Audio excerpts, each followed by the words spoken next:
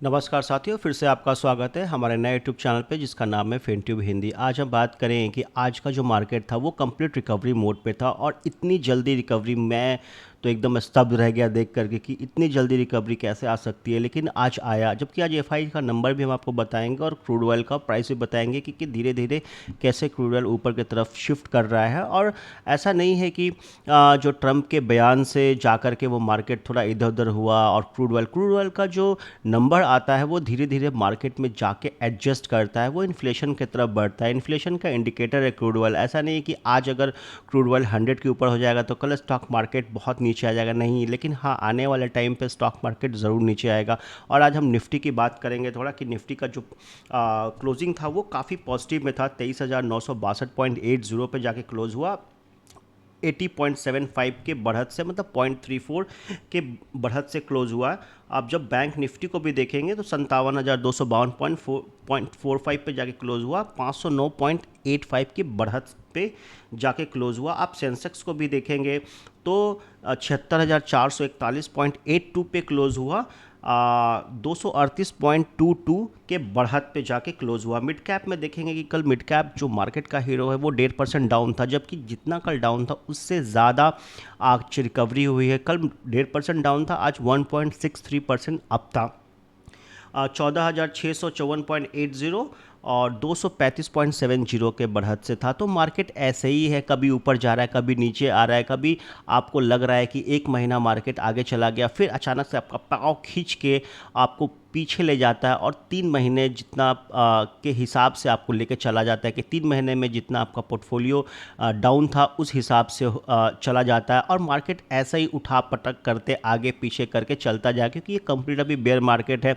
तो अभी इस हिसाब से आपको बिल्कुल भी नहीं सोचना है कि हाँ, यहाँ से धूम धड़ा कुछ ऐसा होने वाला है। जब कुछ पिक्चर परफेक्ट होगा तो तब देखा जाएगा। हमारे एक फ्रेंड ने कहा कि क्या लगता है आपको कि कब तक ऐसा ही चलता रहेगा, क्योंकि पिछले 1.5 साल 2 साल से आसपास से हम देख रहे हैं कि वो मार्केट थोड़ा ऊपर जाता है, फिर नीचे आता है, फिर ऊपर जाता है, गुड न्यूज़ आती है, फिर 2-4% आगे पीछे 2-3 महीने में हो ही जाता है। लेकिन मार्केट कहीं जा नहीं रहा है। पोर्टफोलियो किसी का धीरे धीरे, बहुत धीरे धीरे रिकवर हो रहा है। और जैसे ही कुछ थोड़ा रिकवर होता है फिर 2-3 महीने के लेवल पे मार्केट जाके ले आता है। तो क्या लगता है, तो जो मुझे लगा मैंने यही बताया कि देखो, अभी ट्रम्प जो है वो 2029 तक रहेंगे, जनवरी तक।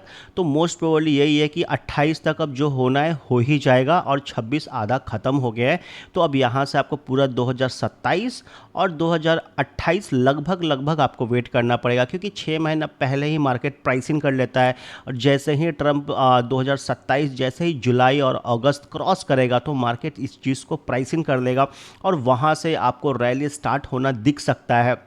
और उसके हिसाब से भी यही कि अभी चुप से बैठने का टाइम है। जो क्वालिटी स्टॉक है उसमें पैसा इन्वेस्ट करने का टाइम है। और क्वालिटी स्टॉक जो निकालने का तरीका है वो भी मैंने आपको बताया था कि अगर क्वार्टर ऑन क्वार्टर उसका नंबर अच्छा आ रहा है, अगर आपको लग रहा है कि वो हर क्वार्टर में उसका ग्रोथ आ रहा है, ईयर ऑन ईयर भी उसका ग्रोथ आ रहा है, उसका ईपीएस ग्रोथ बढ़ रहा है धीरे धीरे, लेकिन स्टॉक उतना नहीं बढ़ रहा है। मार्केट जब गिरता है तो नहीं पहचानता है कि तुम कौन हो, सीधे उठा करके नीचे पटक देता है। तो अगर वैसे स्टॉक अगर आपको देखने आ रहा है, आप स्क्रीन पे देख सकते हो, आप उस स्टॉक को वॉच करना स्टार्ट कर दीजिए। इनफैक्ट आप अपने वॉच लिस्ट में ऐड कर लीजिए और आप एक लंबे समय तक आप उसको वॉच कीजिए। मतलब अगर आपको कन्विक्शन आ रहा है कि हाँ ठीक है, 2-4-10 मिनट में आ रहा है कन्विक्शन कि इसका स्टॉक बढ़िया है, बिजनेस मॉडल अच्छा है और उसका जो प्रीवियस हिस्ट्री है पिछले 4-5 साल का, कितना पीई था उस टाइम पे, और अगर कोई ऐसा स्टॉक आपको लग रहा है कि एनालिसिस करना है तो आप ज़रूर भेजिएगा। मैं आपको एनालिसिस करके बताऊंगा कि पिछले 2022 में उसका ईपीएस कितने पे था, मार्च में या फिर किसी भी टाइम पे, और उस टाइम पे पी कितने पे था, और उसके अकॉर्डिंग फिर 2 साल बाद क्या हाल है और फिर आज का क्या हाल है। अगर आपको लग रहा है कि हाँ ठीक है, वहाँ से धीरे धीरे ये स्टॉक ग्रोथ कर रहा है और इसका ईपीएस अर्निंग आ रहा है, लेकिन बेयर मार्केट के चक्करबाजी में और जो स्टॉक का जो परफॉर्मेंस है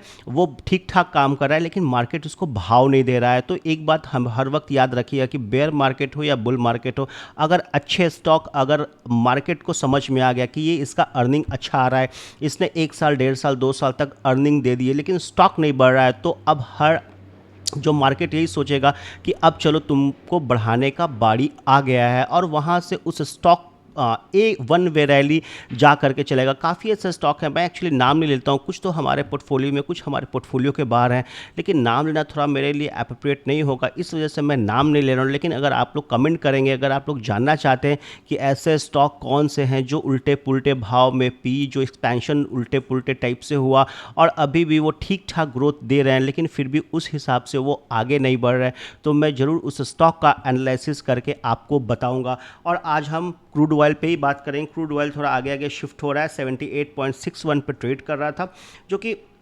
धीरे धीरे हर दिन 2 पॉइंट 3 पॉइंट आगे पीछे हो रहा है, कभी आगे जा रहा है कभी पीछे आ रहा है, तो अभी देखना होगा। इसलिए मैं हर वक्त यही बोल रहा हूँ कि क्रूड ऑयल को आप लोग ट्रैक करिए। गोल्ड भी थोड़ा आगे पीछे हो रहा है, और जो उसका पुराना हाई था 1,83,000 का 29 जनवरी को शायद ऑल टाइम हाई लगाया था गोल्ड, तो अब ये देखना होगा कि कब होगा, चूँकि मैं तो हर दिन यही बात कर रहा हूँ।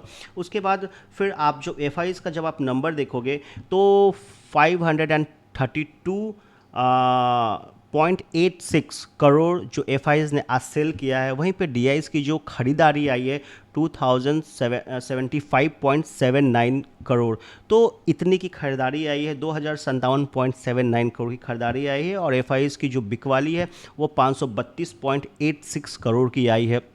तो एफ अब ये देखना होगा कि जुलाई में कंप्लीट जो खरीद रहे हैं बेच रहे हैं ठीक है, लेकिन जो कंप्लीट जो जुलाई का नंबर है वो पॉजिटिव में क्लोज होना चाहिए, जाकि ये एक स्ट्रॉन्ग इंडिकेशन समझ में आएगा रिटेल इन्वेस्टर को वहाँ से कि क्या हो रहा। इकोनॉमिस्ट थे एडम स्मिथ करके, तो उन्होंने 76 के आसपास में एक बुक नाम था कैनन ऑफ टैक्सेशन, उसमें कंप्लीट 3-4 चीज़ें जो इम्पॉर्टेंट थी, उसमें से जो मुझे इम्पॉर्टेंट एक चीज़ लगा वो यही लगा कि कैसे कोई भी कंट्री में, दुनिया भर में अगर कोई कंट्री है तो वहाँ पे टैक्स किस हिसाब से होना चाहिए, क्योंकि टैक्स ही अगर स्मार्टली अगर गवर्नमेंट टैक्स कलेक्शन करे तो कंट्री को ग्रोथ बहुत आराम से बहुत अच्छे से कराया जा सकता है। और उनका ही ये थ्योरी था कि मिडिल क्लास से कम पैसा लो, जो लोअर क्लास है उससे टैक्स ना लो, जो बहुत अमीर है उससे थोड़ा और ज़्यादा लो, और जो सुपर अमीर है उससे और ज़्यादा टैक्स लो, और जो सुपर अमीर है